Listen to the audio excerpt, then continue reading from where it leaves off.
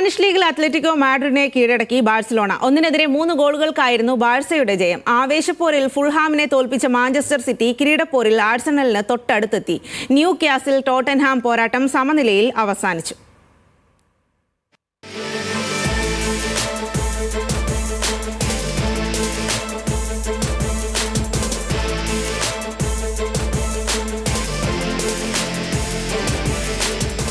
Spanish ലീഗിൽ ബാഴ്സയുടെ ജൈത്രയാത്ര തുടരുന്നു.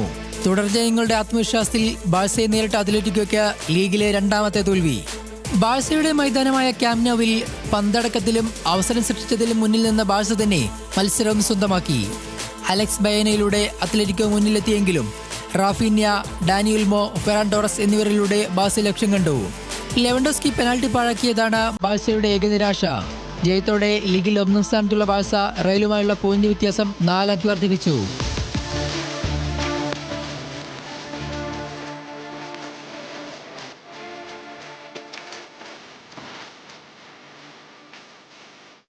ഗോൾമഴ കണ്ട മത്സരത്തിൽ ഫുൾഹാമിനെ 4-നെതിരെ 5 ഗോളുകൾക്കാണ് മാഞ്ചസ്റ്റർ സിറ്റി തോൽപ്പിച്ചത്. ഫിൽഫോഡൻ ഇരട്ട ഗോളും സൂപ്പർ താരം മെർലിൻ ഹാളൻ, റൈൻഡേഴ്സ് എന്നിവർ ഓരോ ഗോളും നേടി. രണ്ടാം പകുതിയിൽ ഫുൾഹാം തിരിച്ചടിച്ചെങ്കിലും സമനിലയിലെത്താനായില്ല. ജയത്തോടെ കിരീടപ്പോരിൽ പിന്നോട്ടില്ലെന്ന വ്യക്തമായ സൂചനയാണ് സിറ്റി നൽകിയത്. പോയിന്റ് പട്ടികയിൽ ആഴ്സണലിന് 2 പോയിന്റ് മാത്രം പിറകിലാണ് സിറ്റി. മറ്റൊരു മത്സരത്തിൽ ന്യൂകാസിൽ ടോട്ടനം മത്സരം 2 ഗോളുകൾ വീതം നേടി സമനിലയിൽ പിരിഞ്ഞു. ടോട്ടനത്തിനായി റൊമേറോ ഇരട്ട ഗോൾ നേടി.